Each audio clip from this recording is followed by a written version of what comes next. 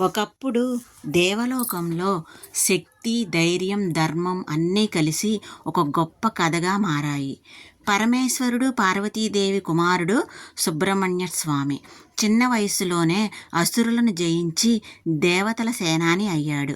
ఆయన ధైర్యానికి దేవతలందరూ ఆశ్చర్యపోయారు.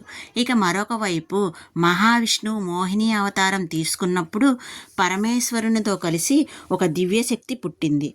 అదే అయ్యప్ప స్వామి. చిన్న వయసులోనే అయ్యప్ప స్వామి అడవుల్లో పెరిగి మహిషి అనే రాక్షసిని సంహరించాడు. ధర్మాన్ని కాపాడటానికి జన్మించిన వాడిగా ధర్మశాస్త్రుడు అయ్యాడు.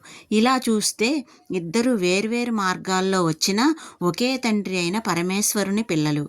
ఒకరు యోధుడు సుబ్రహ్మణ్య స్వామి, మరొకరు ధర్మాన్ని నిలబెట్టే దేవుడు అయ్యప్ప స్వామి. అందుకే భక్తులు అంటారు, వాళ్ళు వేర్వేరు దేవుళ్ళు అయినా ఇద్దరు ఒకే దైవశక్తి రూపాలు. స్వామియే శరణమయ్యప్ప.